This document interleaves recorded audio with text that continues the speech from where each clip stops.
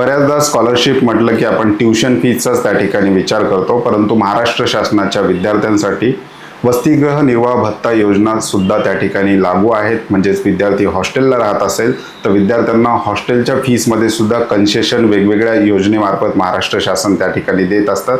विद्यार्थ्यांना याच योजनांची माहिती व्हावी, हॉस्टेलच्या योजनांची माहिती व्हावी, यासाठी आपण योजनांची सिरीज येत्या 2 ते 3 दिवसामध्ये चालवणार आहोत. त्यामुळे चॅनलवर नवीन असाल तर अशाच माहितीपूर्ण व्हिडिओसाठी श्री छत्रपती अकॅडमी पुणेच्या यूट्यूब चॅनलला सबस्क्राईब करा. अशाच प्रकारचे महत्त्वाचे अपडेट्स व्हॉट्सअपवर मिळवण्यासाठी डिस्क्रिप्शन बॉक्समध्ये व्हॉट्सअप चॅनलची लिंक देण्यात आलेली आहे. त्या लिंकवर क्लिक करून तुम्ही सहज आमचं व्हॉट्सअप चॅनल जॉईन करू शकता. आजच्या भागामध्ये आपण महाराष्ट्र शासनाची एक वसतिगृह निर्वाह भत्ता योजना आहे, कोणत्या विद्यार्थ्यांना लागू आहे, त्यामध्ये विद्यार्थ्यांना कशा प्रकारे बेनिफिट मिळतं, त्यासाठी विद्यार्थ्यांना कोणकोणते कागदपत्र आवश्यक आहेत याविषयी डिटेल इन्फॉर्मेशन आजच्या व्हिडिओमध्ये पाहणार आहोत. मुख्य विषयाला आपण सुरुवात करतोय. योजना आहे डॉक्टर पंजाबराव देशमुख वसतिगृह निर्वाह भत्ता योजना. वैद्यकीय शिक्षण संशोधन संचालनालय महाराष्ट्र शासनातर्फे ही योजना त्या ठिकाणी लागू केली जाते. ही योजना जी आहे, विद्यार्थ्याचं ॲडमिशन झाल्यानंतर विद्यार्थी हॉस्टेलला राहत असेल किंवा बाहेर रूम करून रेंटल राहत असेल अशाही विद्यार्थ्यांना ही योजना लागू आहे. त्यासाठी कोणकोणते कागदपत्र लागतात, ज्याची पालकांनी आत्तापासून तयारी करणं आवश्यक आहे, हे सुद्धा डिटेल साईड बाय साईड पाहत या वेबसाईटवर म्हणजेच वैद्यकीय शिक्षण संचालनालयाच्या ज्या वेबसाईटवर आहे एक PDF योजनांची आहे, त्या PDFच्या आधारावर आपण ही डिटेल इन्फॉर्मेशन आणि स्लाईड पाहणार आहोत. वेगवेगळ्या प्रकारच्या योजना किंवा वेगवेगळ्या प्रकारच्या स्कॉलरशिप विद्यार्थ्यांना एकाच ठिकाणी पाहायचे असतील, कॉलेजचे कट ऑफ पाहायचे असतील, कॉलेजचे फी स्ट्रक्चर पाहायचे असतील, वेगवेगळ्या वेबसाईटवर विद्यार्थ्यांना शोधण्याची गरज नाही. छत्रपती अकॅडमी पुणेचं कट ऑफ मंत्र आहे, ऑनलाईन ॲप्लिकेशन आहे. ऑनलाईन ॲप्लिकेशनची लिंक डिस्क्रिप्शन बॉक्समध्ये दिलेली आहे. त्या लिंकवर क्लिक करून तुम्ही सहज आमचं ऑनलाईन ॲप्लिकेशन डाउनलोड करू शकता. होम पेजवर ऑल कॉलेजेसमध्ये तुम्हाला कट ऑफ पाहायला मिळतील. फ्री बुकलेटमध्ये एक आपण सेक्शन बनवलेलं आहे या ठिकाणी शासन निर्णय, आणि याच्यामध्येच आता आपण आजपासून योजना नावाचे एक फोल्डर या ठिकाणी देणार आहोत. वेगवेगळ्या कॅटेगरीच्या विद्यार्थ्यांना वैद्यकीय शिक्षणासाठी कोणकोणत्या योजना आहेत ते तुम्हाला एकाच ठिकाणी या ठिकाणी मिळणार आहेत. ॲपची लिंक डिस्क्रिप्शन बॉक्समध्ये दिलेली आहे. त्याचबरोबर तुमचे काही प्रश्न असतील डॉक्युमेंट संदर्भात तर चॅट बॉक्स 12 तास आपला ओपन असतो. तुम्ही आमच्याशी डायरेक्ट चॅटिंग त्या ठिकाणी करू शकता ॲपमध्ये. पुढे जाऊयात. योजनाचा थोडक्यात तपशील. शासकीय महानगरपालिका अनुदानित आणि खाजगी विना अनुदानित महाविद्यालयामध्ये व्यावसायिक अभ्यासक्रम घेणाऱ्या विद्यार्थ्यांसाठी वसतिगृह देखभाल भत्ता प्रदान करणे हे या योजनेचे मुख्य उद्दिष्ट आहे. आपण कुठल्या योजनेबद्दल बोलतोय? डॉक्टर पंजाबराव देशमुख वसतिगृह निर्वाह भत्ता योजना, या योजनेबद्दल आपण डिस्कस करतोय. समाविष्ट आरोग्य विज्ञान अभ्यासक्रम. कोणकोणत्या अभ्यासक्रमांना ही योजना लागू आहे? वैद्यकीयमध्ये MBBS, BDS, BMS, BHMS, BUMS या कुठल्याही कोर्सला विद्यार्थ्याचं ॲडमिशन झालं तर त्या विद्यार्थ्याला ही योजना लागू राहील. संलग्न आरोग्य courses BPTH, BOTH, BASLP, BP&O म्हणजे फिजिओथेरपीसह अन्य थेरपी कोर्सेस जे आहेत, ज्याला आपण अलाइड कोर्सेस असं म्हणतो किंवा संलग्न आरोग्य कोर्सेस असं म्हणतो, इथेही या योजना लागू आहेत. आणि परिचर्या कोर्सेस BSc नर्सिंग सारख्या कोर्सेसला सुद्धा ही योजना त्या ठिकाणी लागू आहे. टिप: सदर योजना केवळ मान्यताप्राप्त संस्थांमधील अभ्यासक्रमांसाठी लागू आहे. महाराष्ट्र स्टेट कोट्यामधून विद्यार्थ्याचं ॲडमिशन झालं असेल. स्टेट कोट्यामध्ये 2 टाईपचे कॉलेजेस आहेत. गव्हर्नमेंट कॉलेजेस आहेत, दुसरे आहेत प्रायव्हेट किंवा सेमी गव्हर्नमेंट कॉलेजेस. या कॉलेजला विद्यार्थ्याचं मेरिटवर ॲडमिशन झालं तर ह्या योजना लागू आहेत. डीम युनिव्हर्सिटीसाठी ह्या योजना लागू नाही किंवा ही पर्टिक्युलर योजना त्या ठिकाणी डीम युनिव्हर्सिटीला लागू नाही. स्टेट कोट्यात तुमचं गव्हर्नमेंट, प्रायव्हेट, सेमी गव्हर्नमेंटला ॲडमिशन झालं तर ही योजना तुम्हाला त्या ठिकाणी लागू राहणार आहे. पात्रतेचे मुख्य निकष. ही वसतिगृह निर्वाह भत्ता डॉक्टर पंजाबराव देशमुख वसतिगृह निर्वाह भत्ता या योजनेसाठी कोणते विद्यार्थी पात्र आहेत, काय क्रायटेरिया आहेत ते सुद्धा थोडक्यात पाहूयात. राष्ट्रीयत्व. अर्जदार भारतीय नागरिक आणि महाराष्ट्र राज्याचा रहिवासी असावा. विद्यार्थ्याचं डोमिसाईल सर्टिफिकेट महाराष्ट्राचं असावं. कुठल्या कॅटेगरीच्या विद्यार्थ्यांसाठी ही योजना लागू आहे?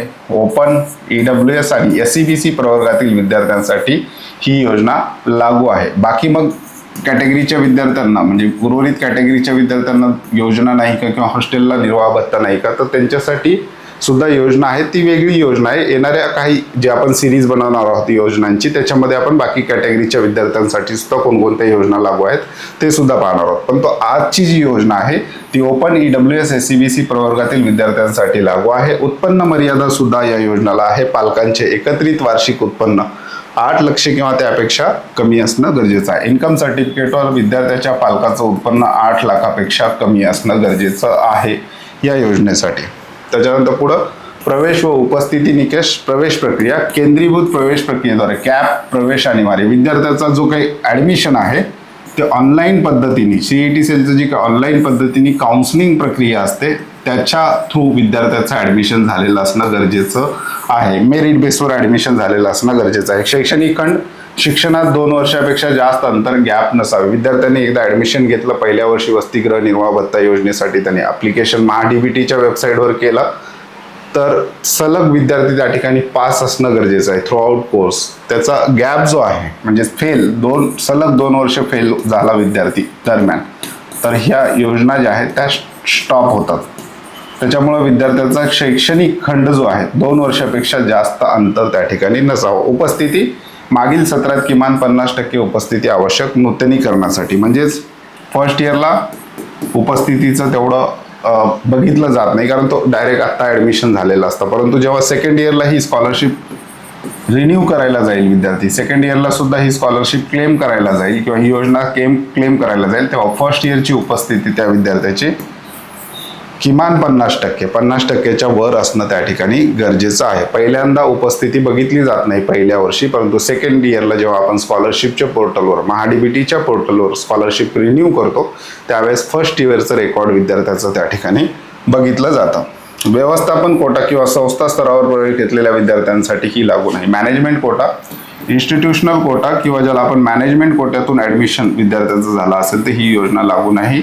कॅप राऊंड तो मेरिट बेसवर विद्यार्थ्याचं ॲडमिशन झालं तरच ही योजना लागू असणार आहे. लाभ काय आहे ते योजनेचे म्हणजे विद्यार्थ्यांनी फॉर्म भरला क्रायटेरिया पूर्ण केल्या फॉर्मसुद्धा भरला तर काय लाभ विद्यार्थ्यांना मिळू शकतं.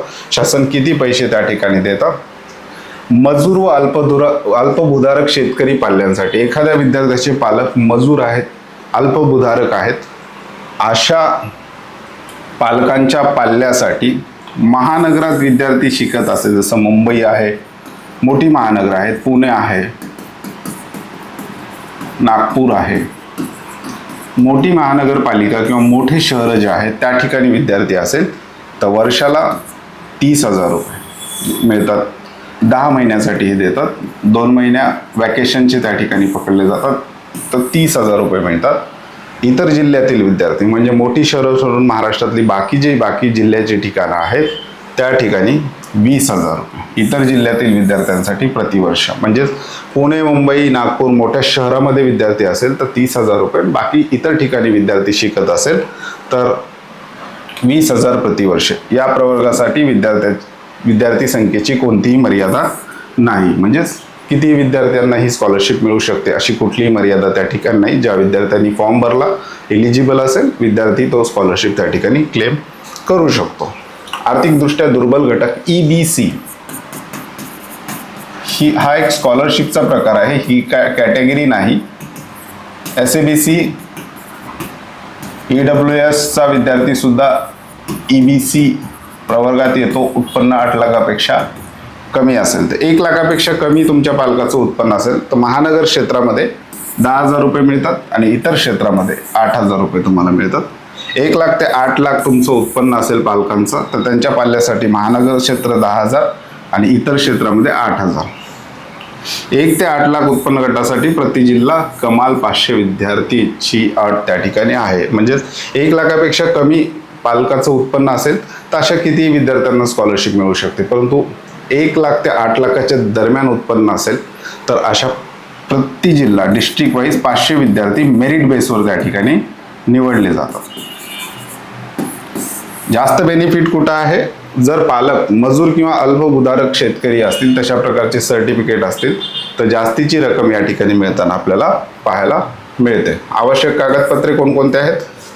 उत्पन्न चालू आर्थिक वर्षाचा उत्पन्नाचा दाखला रहिवासी प्रमाणपत्र महाराष्ट्र राज्याचा डोमिसाईल दाखला विद्यार्थ्याचा प्रवेश पुरावा CET सेलने जारी केलेले कॅप राऊंड अलॉटमेंट लेटर. म्हणजेच यावर्षी जेव्हा तुम्ही काउन्सिलिंग कराल आणि तुमचं कॉलेज मिळेल त्यावेळेस CET सेलच्या वेबसाईटवर अलॉटमेंट लेटर येतं. ते अलॉटमेंट लेटर तुम्हाला त्या ठिकाणी लागतं. आवश्यक कागदपत्रे भाग 2 अल्पभूधारक प्रमाणपत्र. जर पालकांची अल्पभूधारक शेतकरी असल्याच्या व्याख्येत पालक बसत असेल तर तहसील कार्यालयाकडून अल्पभूधारक प्रमाणपत्र, शेतकरी पाल्यासाठी तहसीलदाराकडून प्रमाणित अल्पभूधारक प्रमाणपत्र त्या ठिकाणी मिळतं, ते तुम्ही काढून घेऊ शकता. वसतिगृह करारनामा, खाजगी वसतिगृह किंवा पेईंग गेस्ट म्हणजे विद्यार्थी कॉलेजला लागला आणि कॉलेजच्या हॉस्टेलमध्ये विद्यार्थ्याला जागा मिळाली नाही, तर विद्यार्थी बाहेर राहतोय, खाजगी वसतिगृहात राहतोय किंवा एखाद्याच्या घरी रूम करून राहतोय, पेईंग गेस्ट टाईप राहतोय, तर अशा वेळेस विद्यार्थ्याला स्कॉलरशिप पासून वंचित विद्यार्थी राहू नये म्हणून वसतिगृह त्या ठिकाणचा करारनामा म्हणजे भाडे करार ज्याला आपण म्हणतो, तिथं विद्यार्थी राहत असल्याचा करारनामा त्या मालकासोबत विद्यार्थ्याला करून सबमिट करावा लागतो. नॉन क्रिमिलियर SCBC प्रवर्गातील विद्यार्थ्यांसाठी नॉन क्रिमिलियर सुद्धा इम्पॉर्टंट डॉक्युमेंट आहे. ऑनलाईन अर्ज प्रक्रिया कुठं होते? ॲडमिशन झाल्यानंतर विद्यार्थ्याचं महाडीबीटीच्या पोर्टलवर जेव्हा आपण ट्युशन फीची स्कॉलरशिप भरतो त्याला जोडून तुम्हाला ही डॉक्टर पंजाबराव देशमुख वसतिगृह निर्वाह भत्ता योजनेची स्कॉलरशिप सुद्धा अप्लाय करता येतं. अर्ज प्रक्रिया जी आहे या स्कॉलरशिप योजनेसाठीची ती महाडीबीटीच्या वेबसाईटवरून त्या ठिकाणी चालत असते. या संदर्भात तुमचे काही प्रश्न असतील तर तुम्ही कमेंट बॉक्समध्ये विचारू शकता. येणाऱ्या व्हिडिओमध्ये आपण OBC SC ST VJNT इतर विद्यार्थ्यांसाठी कोणकोणत्या योजना लागू आहेत त्याविषयी सुद्धा डिटेल इन्फॉर्मेशन पाहणार आहोत. चॅनलवर नवीन असाल तर अशाच माहितीपूर्ण व्हिडिओसाठी श्री छत्रपती अकॅडमी पुणेच्या यूट्यूब चॅनलला सबस्क्राईब करा. पेड काउन्सिलिंगसाठी डिस्क्रिप्शन बॉक्समध्ये आमचे कॉन्टॅक्ट नंबर त्याचबरोबर आमचा ॲड्रेस दिलेला आहे, त्या नंबरला कॉल किंवा मेसेज करून तुम्ही आमच्या पेड काउन्सिलिंग सर्व्हिसविषयी अधिक माहिती घेऊ शकता. तुर्तास आजच्या व्हिडिओमध्ये आपण इथेच थांबतोय. पुन्हा भेटूयात आणखी एका नव्या आणि माहितीपूर्ण व्हिडिओमध्ये. धन्यवाद.